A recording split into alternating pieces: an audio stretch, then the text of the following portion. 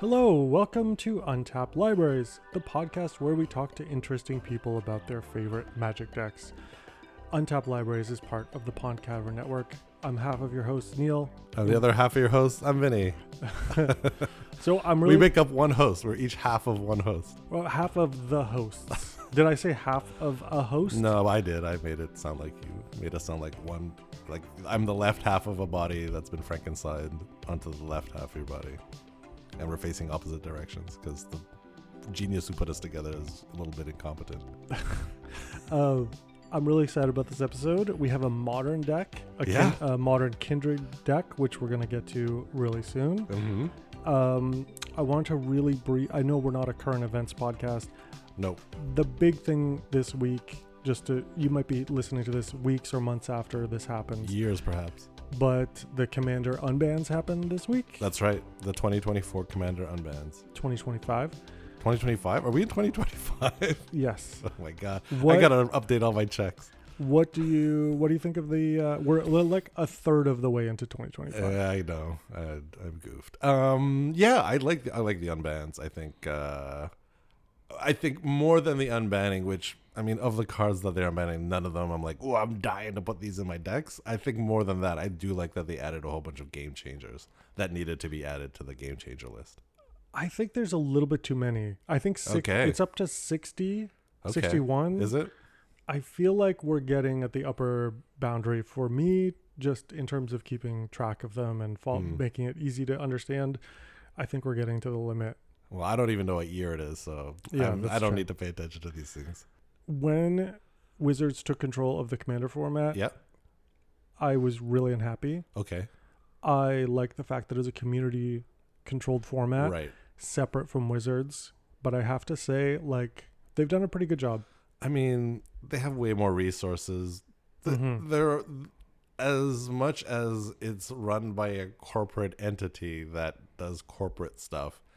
The people who work there seem to have their hearts in the right place, and they feel like they're gamers at heart. So it does give me a little bit of hope, and I feel like they've managed it as best they can so far.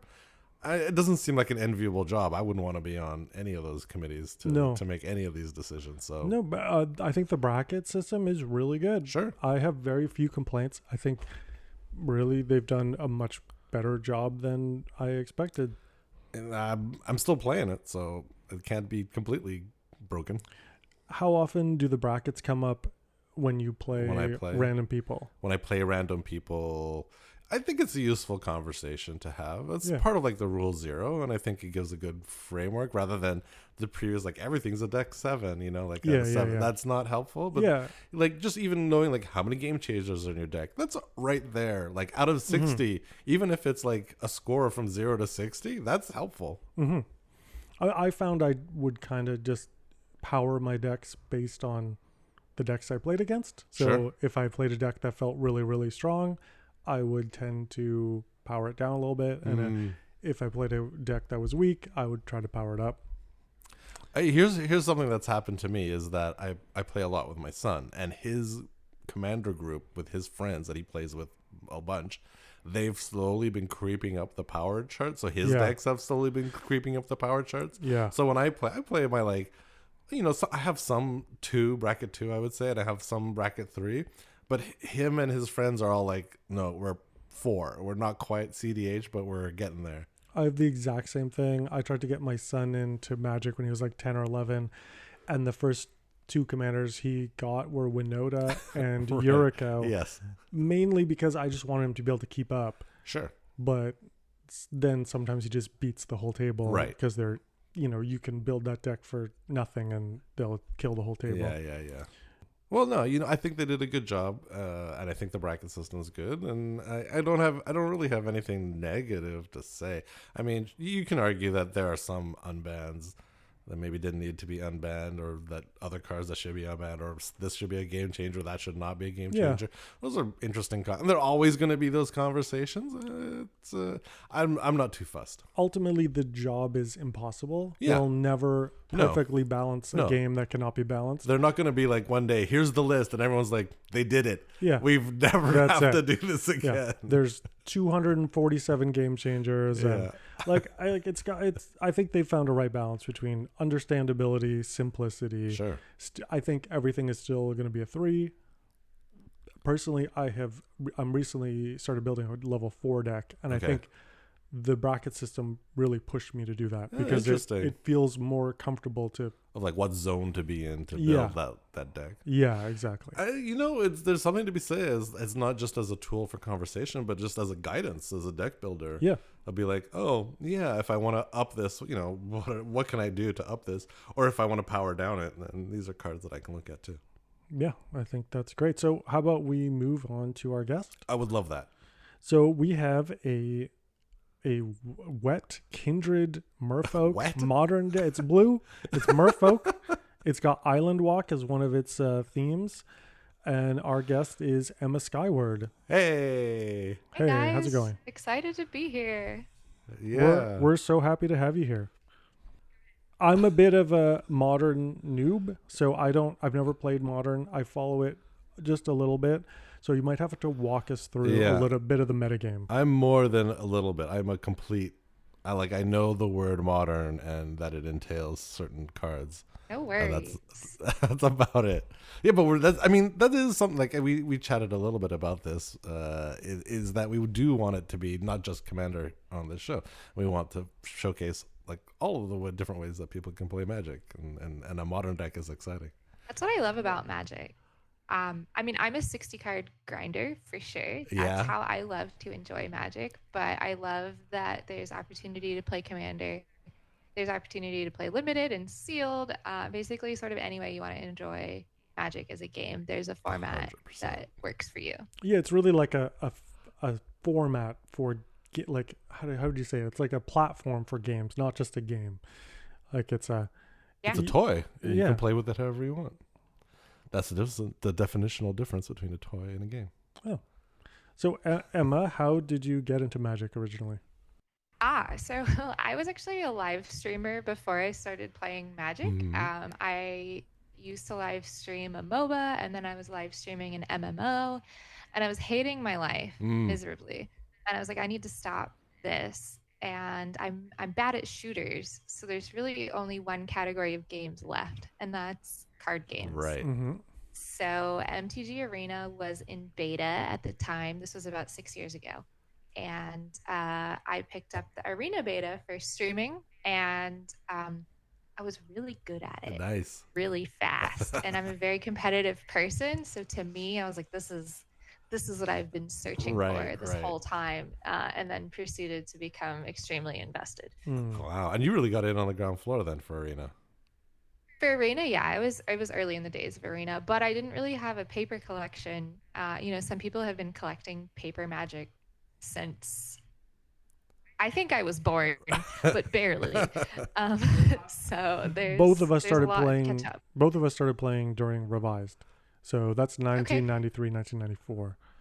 Yeah, that's. Nobody knows my age, and we're going to keep it a secret. Yeah, we'll keep it a secret. Approximately within that around window. That time. Yeah. Mm-hmm. Yeah. Yeah, no, it's cool. And so you got, was there someone who showed you the ropes, or are you just like, I'm going to log in and let the tutorial walk me through this? Pretty much. My partner at the time had played like casual tabletop Magic and was able to answer if I had like any outstanding questions, but the Arena tutorial is fairly comprehensive and really taught me almost everything I needed to know. I think it's a great way to learn Magic for 100%. The first time, because it really guides you through everything. You really like learn like, oh, I'm untapping, here's the upkeep step, here's like the draw. You can't do it out of order. You can't target something you're not supposed to target. Like, it's a huge help for learning. I totally see that. So do you play in person? I believe like this deck that you're going to show us, which we're going to get to really soon, I believe it was built for a tournament. Is that correct? Yes, that's correct. That was a deck that I have played in paper. So I do play both. Actually, not even just both. It's all. I play Magic the Gathering Arena, I play Magic the Gathering online, Oh, and I play in paper. So I play pretty much every way that is no possible kidding. to play Magic. I play it. The deck that we're going to talk about was my regional championship deck Mm-hmm. for Charlotte, Mm-hmm. which was an event that you did have to qualify for with a qualifying entrant. So I'm sure we'll talk about sort of the stages that it does. Yeah, I definitely want to go through the whole setup. But yeah, Yeah, so I this deck you play built, every format. I play paper, I play online, I love it. I just play a lot of Magic. But never too much. It's Mm-hmm. just the right amount. Sometimes Mm-hmm. I go to an event, Uh-huh. like a content event, and I see, can I swear on this? Yes. We might bleep Okay. it Yeah, though. if we put like a I see goose or my something over it. friends, my little content friends, and I'm like, don't fucking ask me to play Magic. I don't want to do anything except play Magic right now. Like, I just want to hang out. Yeah. Not have to Like, think about my next. Well, what are my man, outs? yeah. But most of the time, it's never too much Magic. I love that. Okay, so yeah, let's talk a little bit about like what is the process to get into this tournament. Like, so how do you, walk us through that. Sure. So this was my first regional championship. So I'm sure some of the finer points will be a little bit unclear, but it is an event that happens that you have to qualify for. I believe we have three of them year, three regional championships, and each one is a different format. It's either three or four. Okay. Um, so this one was modern. The one that's coming up in 2 weeks is standard. Mm-hmm. And the one after that, I believe, is modern again. Usually, Pioneer is also in the circuit, and sometimes sealed. Some version of limited is in the circuit Right. as well. Do you have plans to be in either of those upcoming regional championships?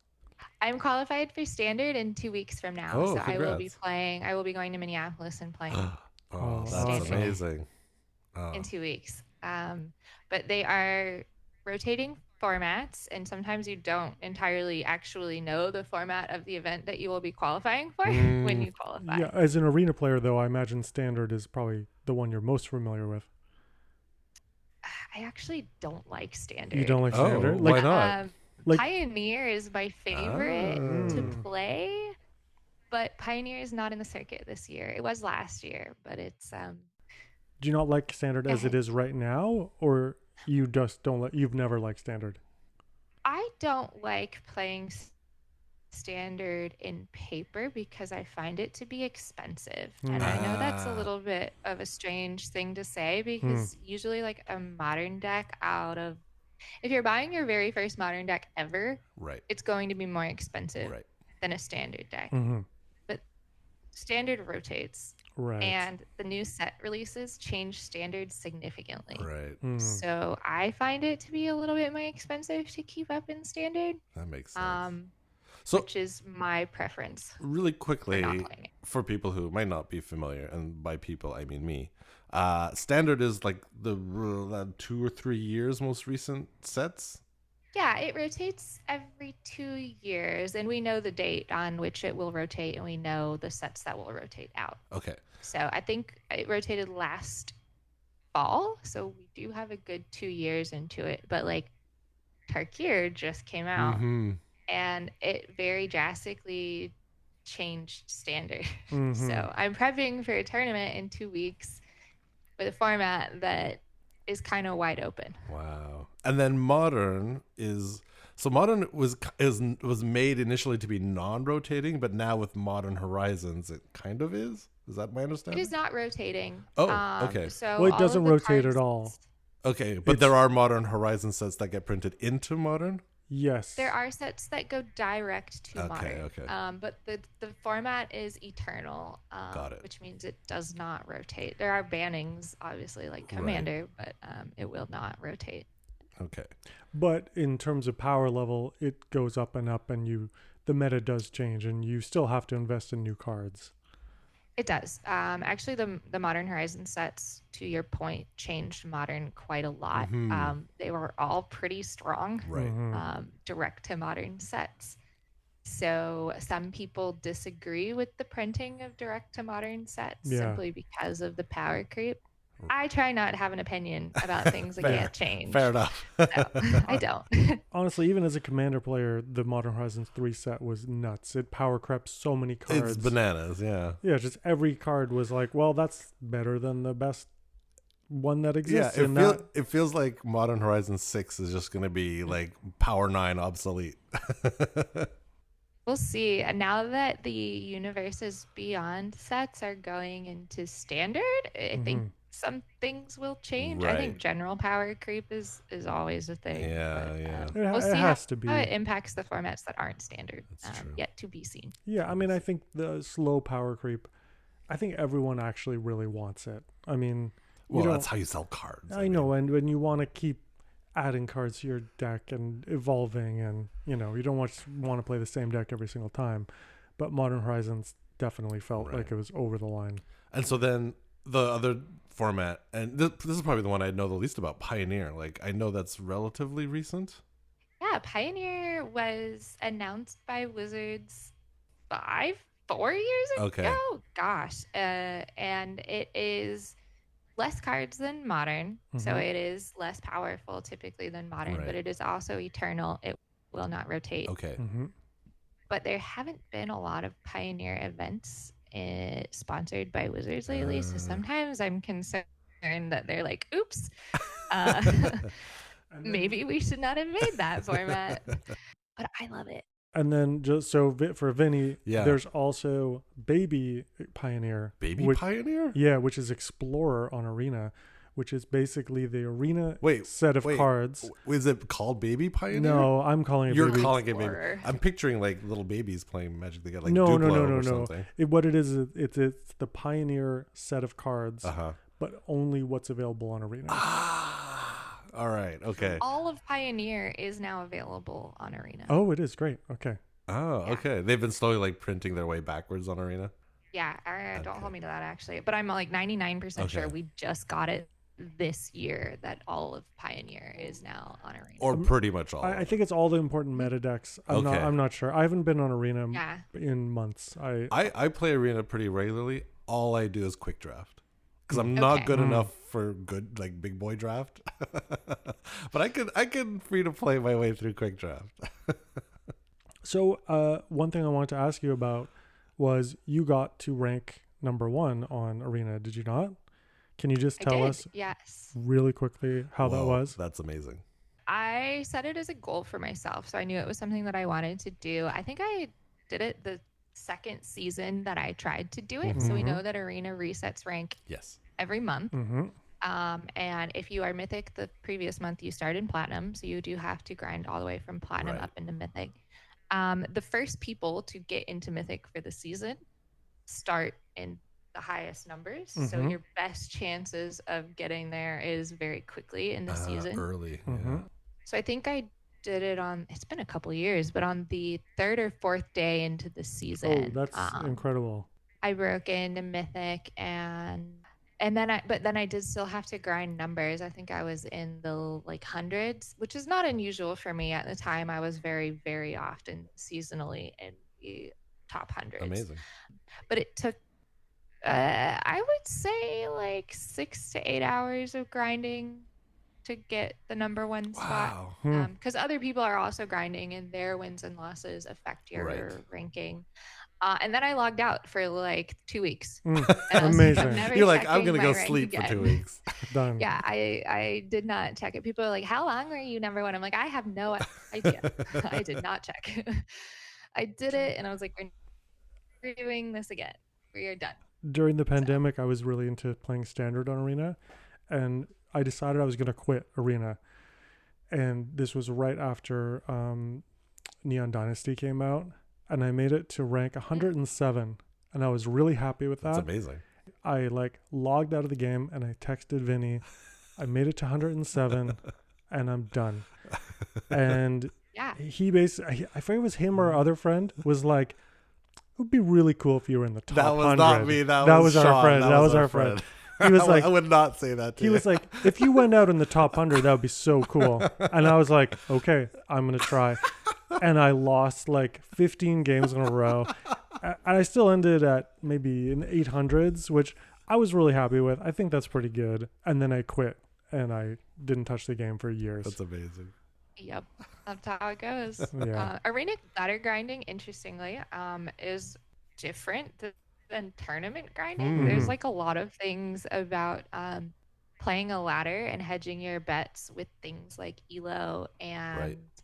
ranking systems that are very different than like a Swiss-based tournament where it's based on your actual win-loss ratio.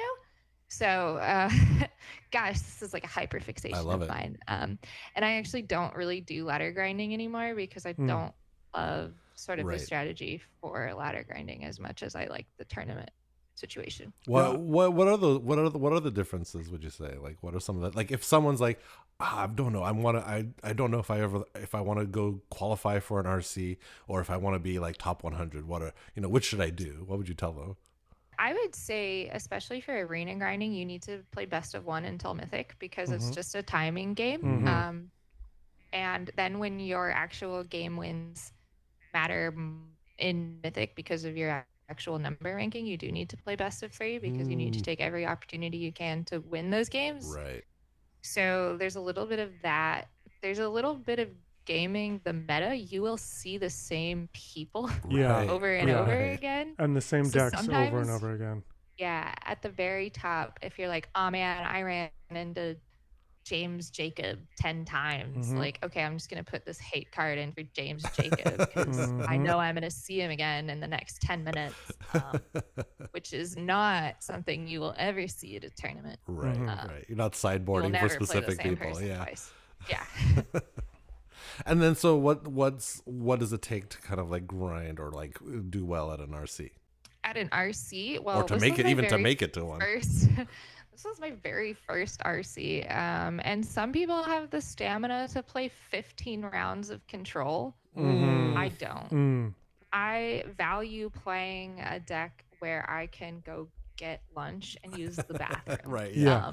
Very those much. Those are important things. Yeah. Just have a moment. I don't have a ton of like surviving an RC advice. I've done it one time, but no. But even just like making it there. The RC qualifier grind is its own beast. Some people travel outside. Like my local game store is going to have 3 qualifiers. So I will have 3 chances locally to qualify. And some people will travel all around the state. Wow. We'll get people from up to 3 to 4 hours away coming to our RCs. For chances to qualify. Like people come from Atlanta, which is a much bigger city. And they're going around to different qualifiers just to try to take as many shots at it as they can. Yeah, pretty much. Right. So some people are pretty serious about it.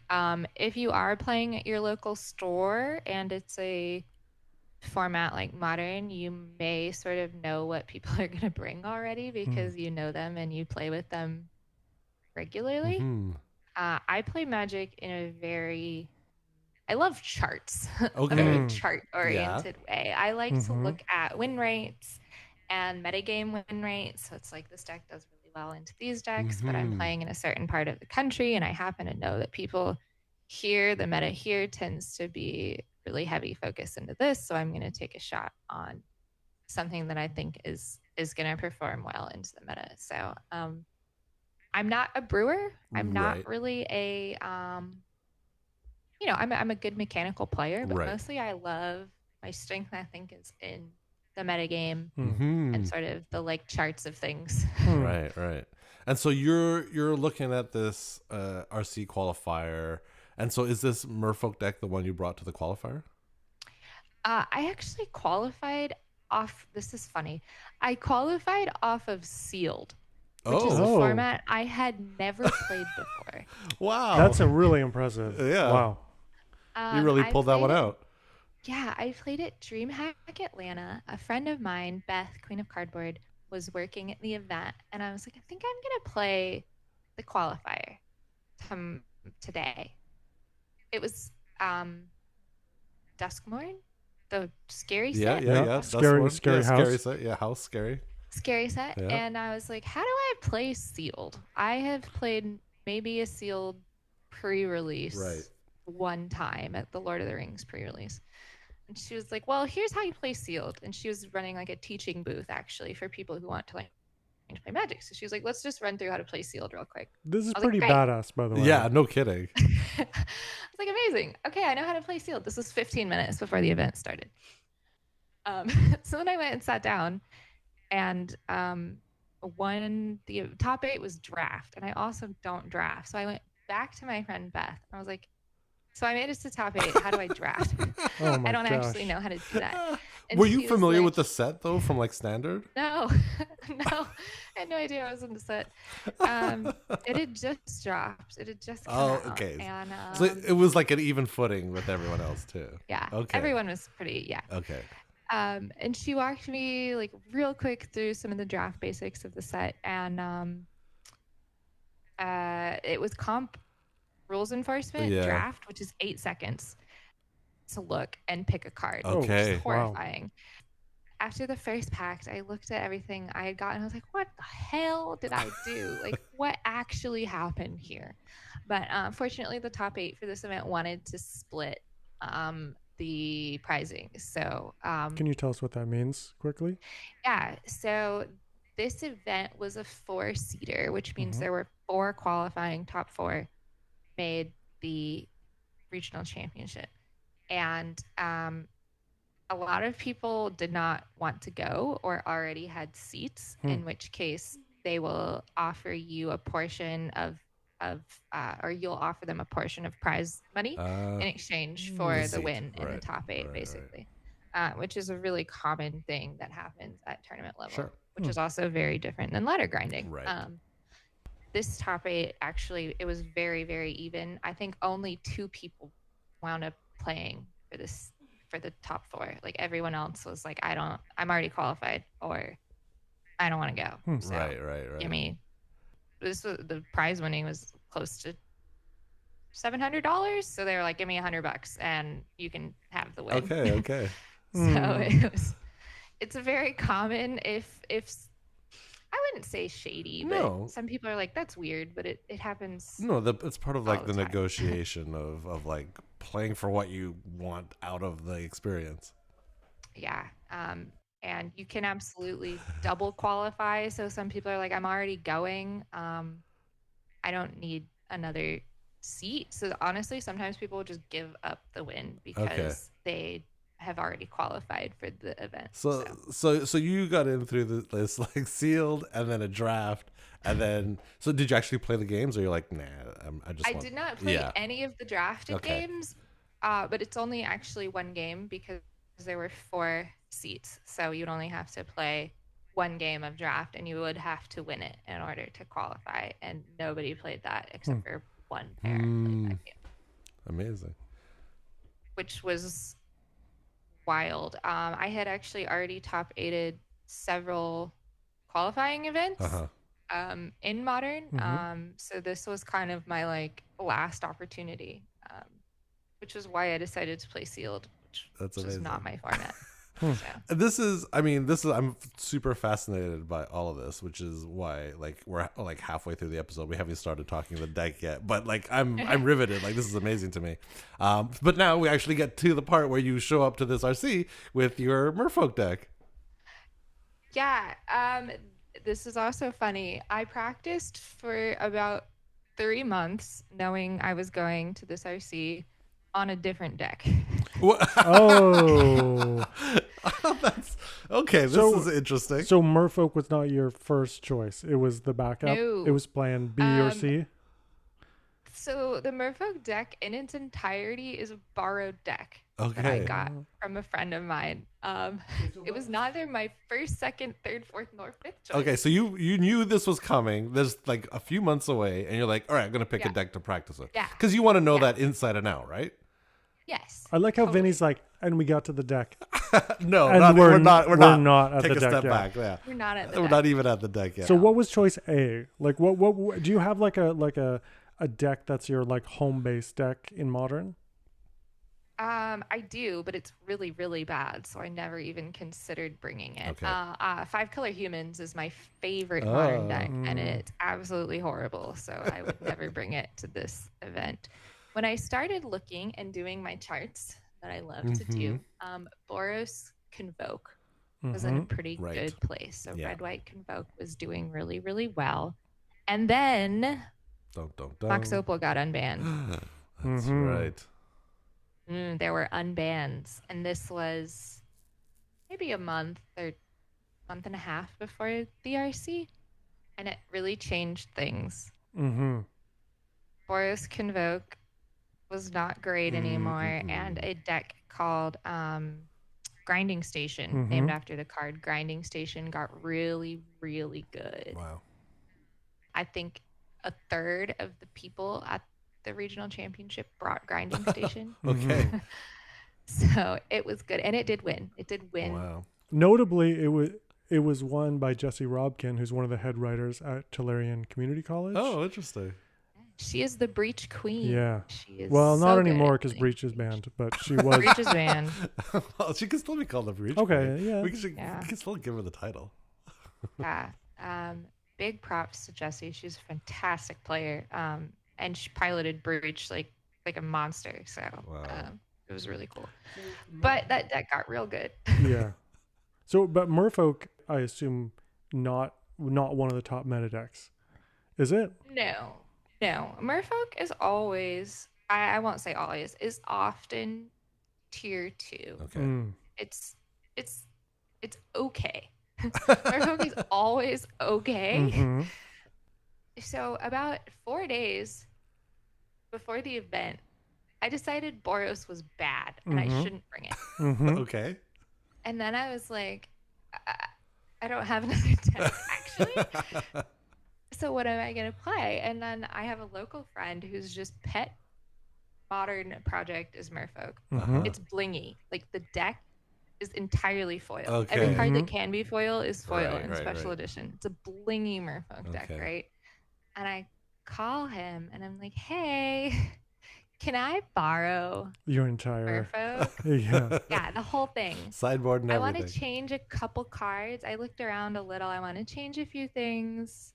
I'll buy them. Mm-hmm. Let me borrow the deck. Mm-hmm. And he was like, okay, fine, whatever. And actually, I did think about it, right? It has a pretty good matchup into Breach, Mm-hmm. Mm-hmm. which was the big beater. The Grinding Station Breach deck was Right. the big beater at the time. And it has a pretty good matchup into Red Green Eldrazi, which is another big beater Mm. at that time at the tournament. So I was like, actually, I mean, I know this is like not my second, third, fourth, or fifth choice, but probably not poorly positioned Hmm. at the moment. So partially it was out of necessity, and partially it was like I think this is maybe just a smart choice for me to bring. Wow. So, like, one of the things that really strikes me looking at the deck list is there's a lot of like old-ish cards. There's Lord of Atlantis. There's Master of the Pearl Trident. I feel like someone from 5 or 10 years ago would probably look at this deck and see a bunch of stuff that looks familiar. Ether vial. Ether Vial, yeah. Yeah. What is it about this deck that makes it good against those meta opponents? Nobody likes having only islands. So we were Yeah. talking about Modern Horizons earlier. Like Harbinger of the Seas is a house of a card. Tide Shaper is a house of a card. It's you basically just give your opponent islands. Sorry, I'm just gonna read really quick. Yeah. Harbinger of the Seas, also known as Flood Moon, is basically a merfolk that says non-basic lands are islands. Right. So you hose any non-basic Right. lands. One blue for a 2/2 Merfolk wizard. And then Tide Shaper. When it's a blue, kicker 1. When Tide Shaper enters the battlefield, if it was kicked, target land becomes an island for as long as it's on the battlefield. And Tide Shaper gets +1/+1 as long as an opponent controls an island. How nice is that? Mhm. And so it becomes a 2/2 and gives your opponent a free island, which maybe they didn't want. Yeah. So there's a lot of sort of greedy mana base Mhm. decks in Modern. There's a lot of tricolor. I mean, 5-color domain also exists in Modern. So giving people islands is not great. the deck is also mono blue, which means Right. you're really never struggling yourself. And it Mm-hmm. does run a decent amount of counter magic and free counter magic. So Flare of Denial, Mm-hmm. I'll just read it. You may sacrifice a non-token blue creature rather than pay this spell's mana cost. Mm-hmm. Counter target spell. Not bad. Not bad. Good old Force of Negation Classic. Mm-hmm. when you always have something blue to exile. Pretty Mm-hmm. good. Yeah, You and a also mono blue, yeah. and you also have you have the Vidalian Hexcatcher, or that's only in the sideboard, right? Yeah, Where it's you in the can On the sideboard. side, yeah. a lot of people did not like that choice. They thought the Hex Catcher should be main. So that was a point of high Oh, contention. interesting. I did okay with it though, so Oh, so Lord of Atlantis and Master of the Pearl Trident are very similar in that they buff your team of Merfolk, but they Mhm. also grant Island Walk. yes. Okay, which is a key difference for you. Yes, giving Island Walk is the piece that I'm really looking Right, for because they have out of those islands, and cards. so therefore Yeah, all of your stuff cannot be stopped. correct. Nothing can be blocked. Great. So you're dropping Merfolk, you're giving them islands, you're pumping your Merfolk, you're giving them Island Walk, and then you're just Mhm. countering anything that gets in your way. Yeah, and it was also a decently placed deck because Modern was not running very many board wipes at the time because the Ah, meta deck was Grinding Station Breach, which is Mm-hmm. a combo deck involving the graveyard. So most of the hate at the time was graveyard focused. Mm. So I don't care about my graveyard at all. right, I have right. no recursion. And it was a little under the radar. So at the time, and even now, I think in modern Merfolk is reasonably placed Hmm. as a competitive option. And so you also have Ether Vial in here, and what are you usually setting it to? Two? It depends. I mean, the only three costs are Spellion. I don't know how Svelul? to say We it. can say however we want. There's no Mm-hmm. one checking. Yeah, I love her. The 3/4 Sea and Merfolk Sky. God and Harbinger. So very rarely will I take it up to Right. three Mm-hmm. for Aether Vial, but if I'm missing a third land and like I'm holding a 3 drop, I'll take it to 3. Oh, that's interesting, because it Um, basically functions as that extra land. yeah, Hmm. and just if I need to, I'll put it to 3. Right, right. Yeah, it's sort of Um, like a mana rock that taps for 3, mhm, sort of, if you Definitely. look at it yeah, that way. yeah, and it just puts into play, which is a really strong Right. And wording. it's instant Can't speed be too. countered. The only time I ever played Ether Vial, I played it in Commander, and I got laughed at. It was like my most embarrassing Commander moment. The guy was like, "What? Ether Vial? Oh my gosh, seriously?"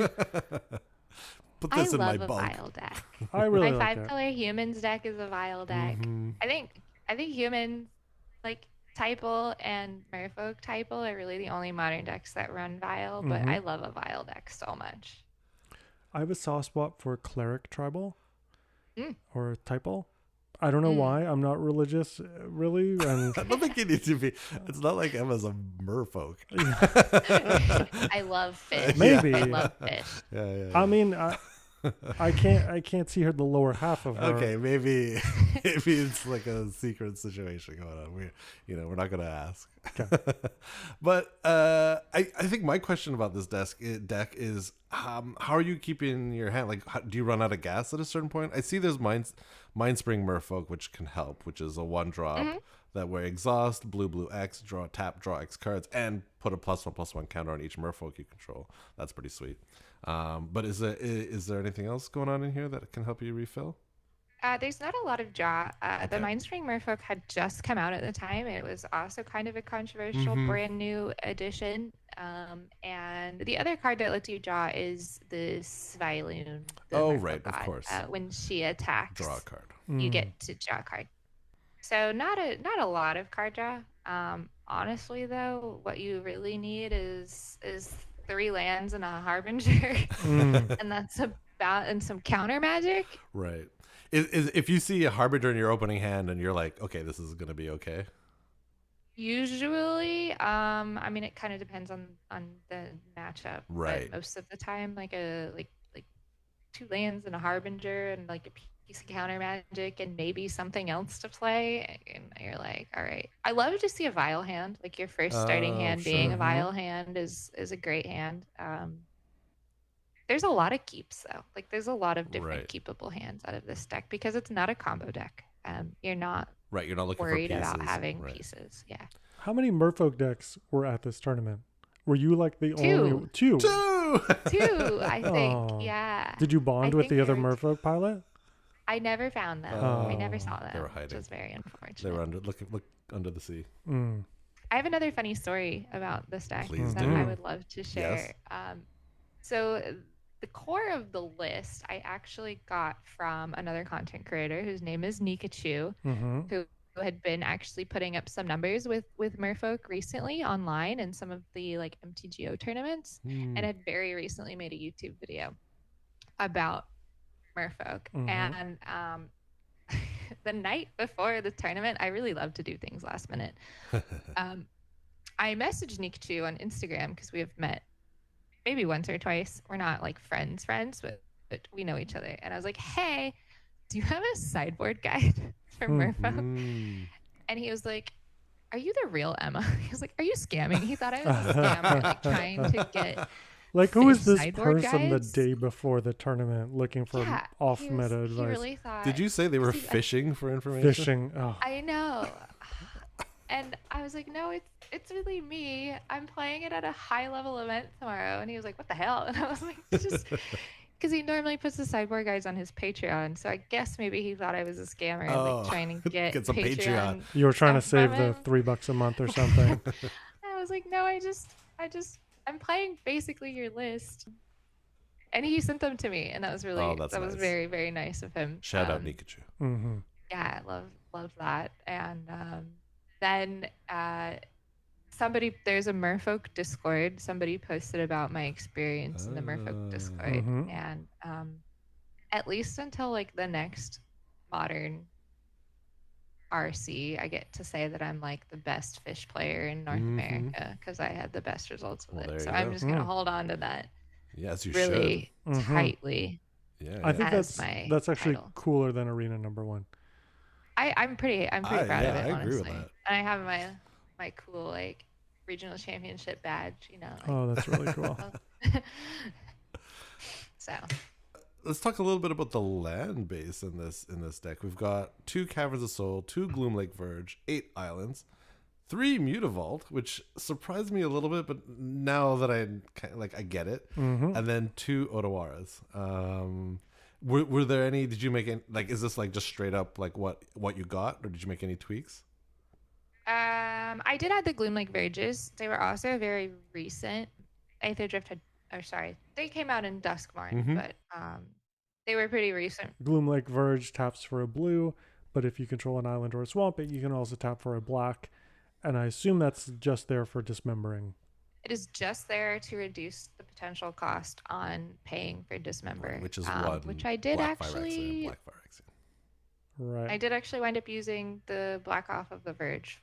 Amazing. More than once, I think like 2 times. So it saves you 2 life, which is not nothing. No. I believe that was the only change. Like it's just your I guess worst case scenario, if someone plays a Blood Moon, you're kind of screwed, but other than that, it's your own Harbinger. Yeah. I mean, you're fine with that. I don't think there's it's a trade-off you'll make any day of the week. Downside. If someone destroys a land and you have to search for a basic, it's like I have enough basics. Right. I have 8 basic islands, so I really don't think there's a downside to playing the Verges if you're running like Dismember main like I was in this situation. If it was a sideboard piece, maybe not, but main deck, 3 Dismembers, definitely. How often would you activate the Mutavaults? Pretty often. It's a great beater, and in the mid to late game, right, just a pretty easy way to deal extra damage, especially if you have like a lockdown with Harbinger, or you have 1 or 2 of their lands locked down under a Tide Shaper or a Spreading Seas. And if you have a Lord or 2, it could be like a 3/3 or 4/4. Yeah, it is a pretty good beater. I really like Mutavault here. I like Mutavault, although in a lot of type of creature-based decks where you want to be actively swinging. Right. Not bad. Yeah. No, it breaks a lot of deadlocks because it's usually just sticking around when everything else is gone. So, how, can we talk a bit about your results? How did everything play out? Yeah, so regional championships are 2-day events. You play 9 rounds on the first day, which is Ooh. close to 11 hours of magic usually. Oh my gosh. Wow, that's like I guess part of it is just endurance. Yeah, part of it is because every single round will go to time. Obviously, a round is 50 minutes. In an event of this size, every single round will go to time, and then there you get 5 turns after time, and most games will be all the way to the end of turns. So it's very, very long day. You start at 9 a.m. What time do you finish? and go all day. So you like at 10 p.m. 7:38, 9 sometimes. Wow. Yeah. And you're just There's playing. no breaks. There's no breaks. So you're like No lunch. you're like nothing. hoping to get like a quick round in so you can slam food and drinks in your face.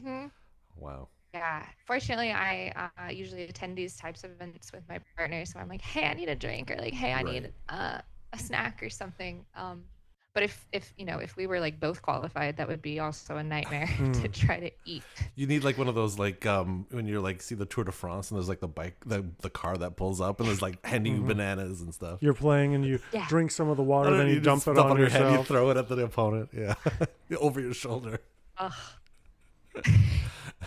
So true. It's a Merfolk deck. If the cards get wet, it's fine. Yeah, I think this deck is like triple sleeved because it is my friend's pet deck as well, and he very much loves. So yeah, you were playing all top loaders.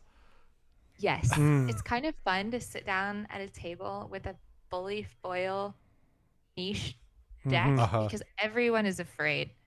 They're like, this is not a good deck and it's really expensive. So like either you've been playing this for 10 years or you just have like an exorbitant amount of money that doesn't make any sense. So it is kind of fun. Do you feel like people underestimated you? Like, do you think that they're like, oh, Merfolk, this is going to be a cakewalk? So these events are also open deck lists. So you do have to show your opponent your deck list at the start of the round and you get theirs. So you get to swap deck lists. And a lot of people were like, I don't have a sideboard guide for Merfolk because they were like, I did not expect this. That's an advantage, I think right? Generally, the reaction was like, bewilderment.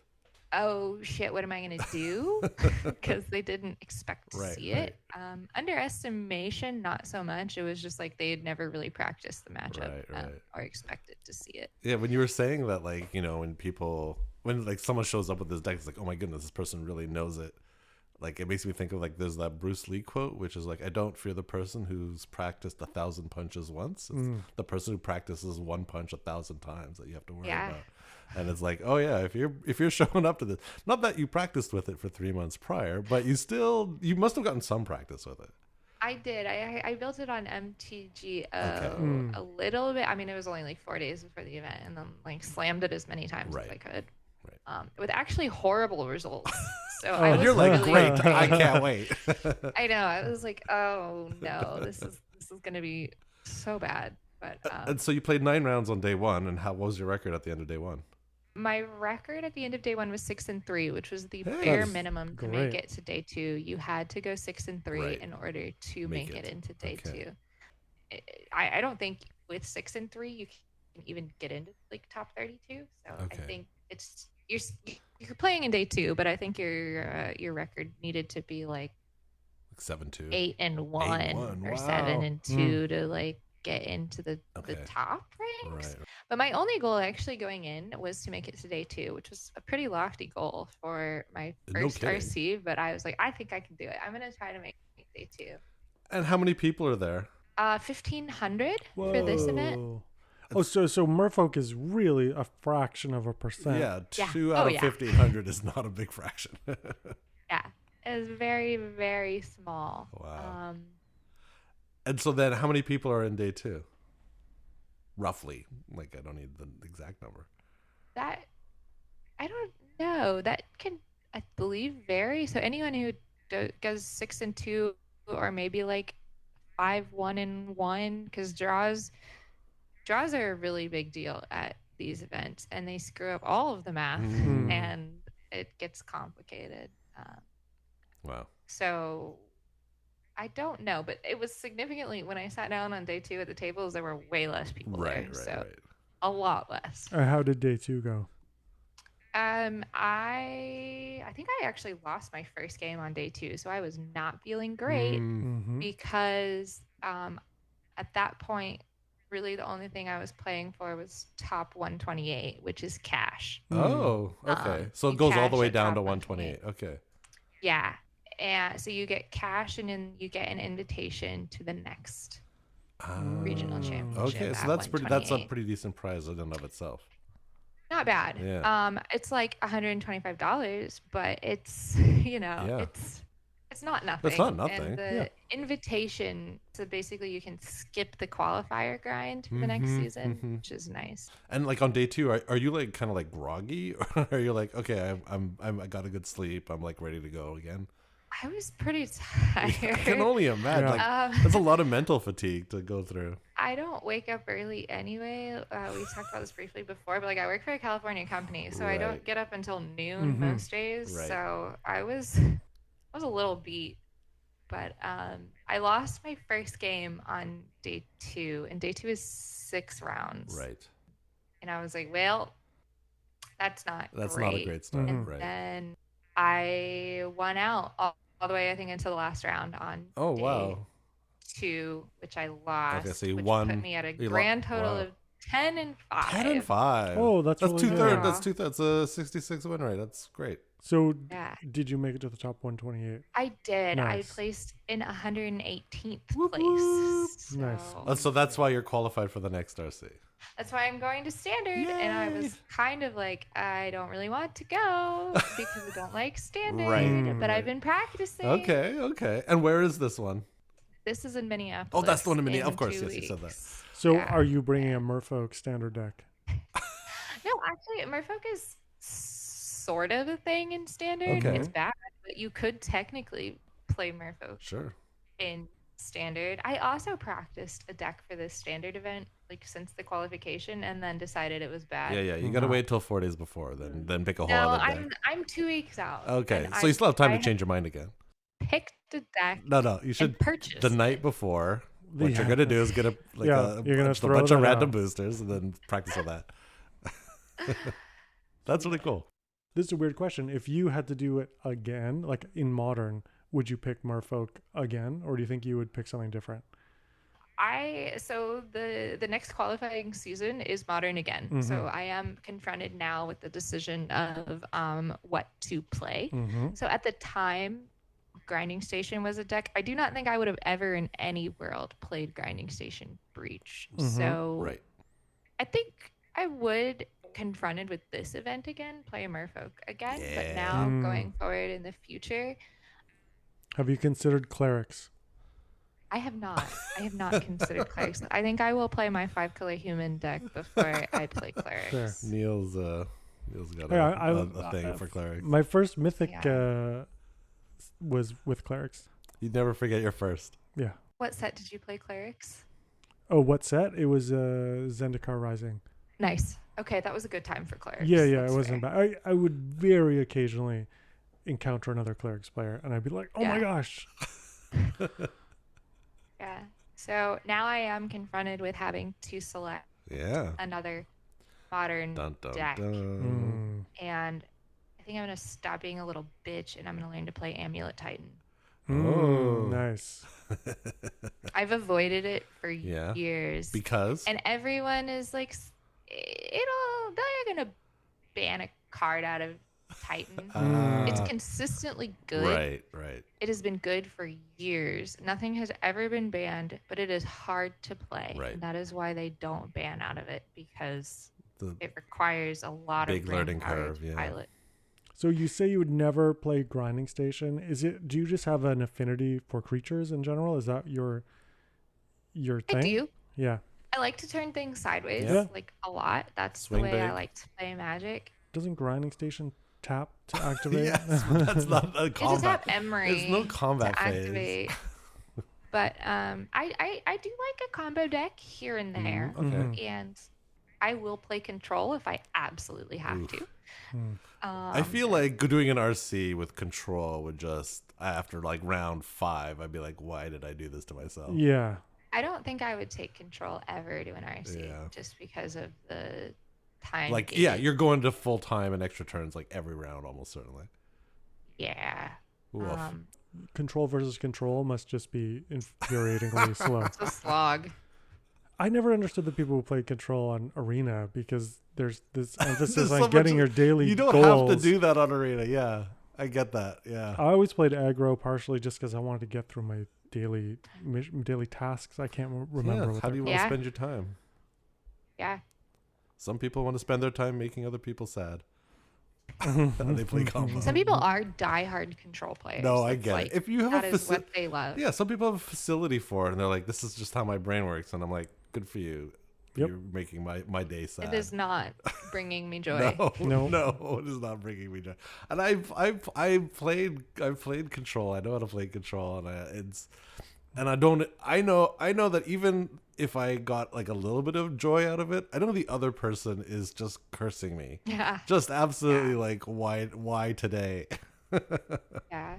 I think there's a bit of a superiority feeling with control players. Maybe They feel smug. they feel like they're a little smarter, even though I don't find it any more Demanding. any more mentally demanding than Right, like an right, aggro deck. Okay. Personally, Right. I don't know. Maybe that's a little. Maybe I'm alienating some of our audience there, but Yeah, that's right. Our combo audience Our immediately is combo. deleting our podcast. yeah. Like, I'm not listening to these two aggro dorks.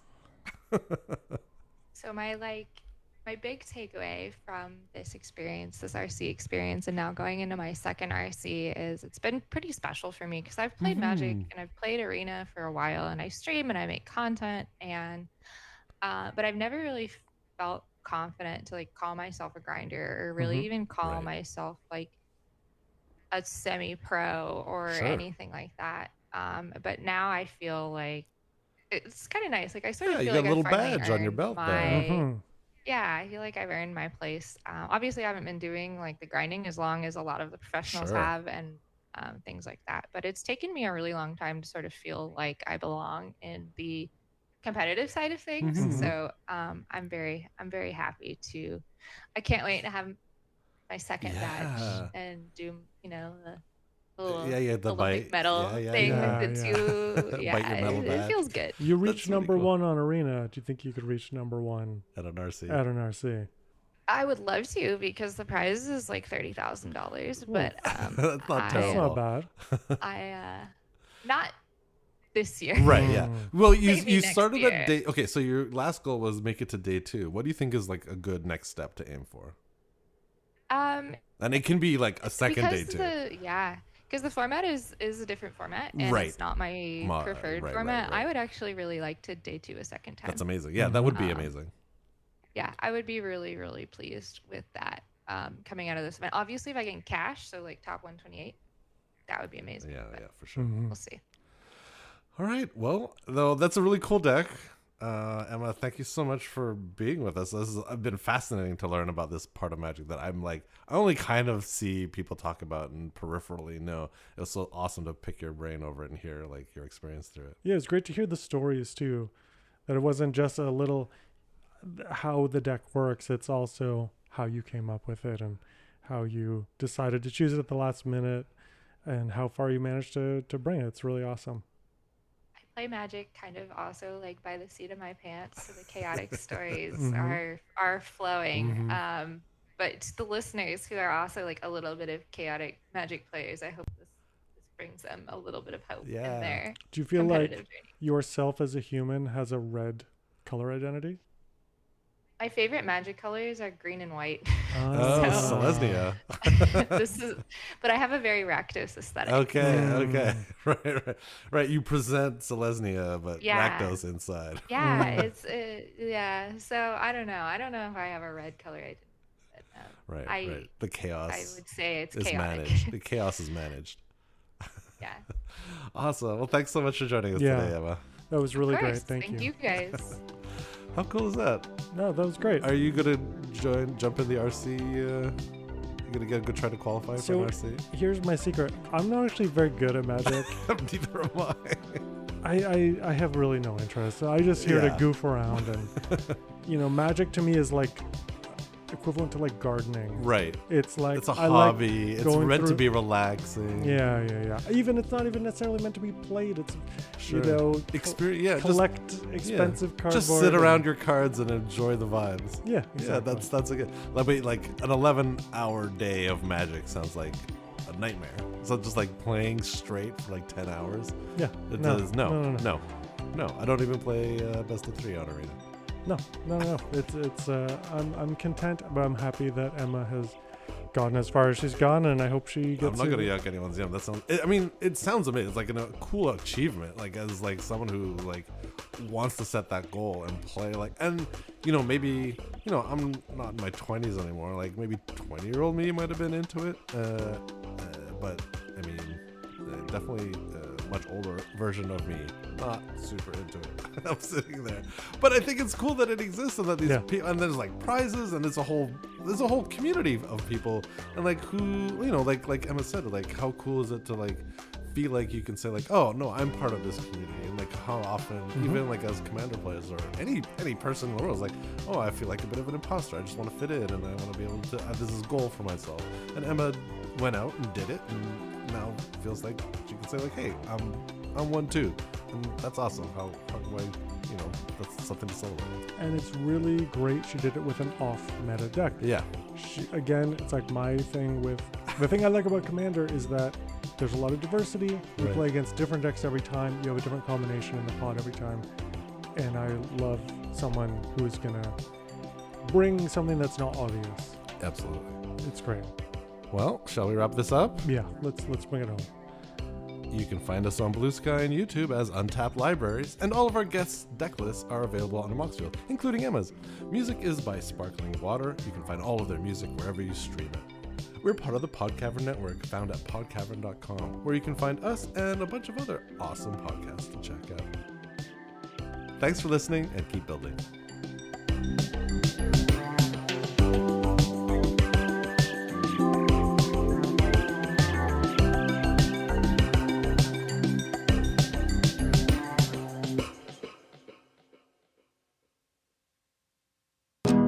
Hi, I'm Nick Watson. And I'm Bree Watson. And we're the host of the Constant Struggle podcast. We're also siblings. That too. Our podcast is about trying to balance art and life, creativity and chores, passion and paychecks. Each episode, we talk to an awesome guest. We learn about their art, their craft, and all the frustrating struggles that come along with the journey. So be sure to check out the Constant Struggle podcast on the Podcavern Network.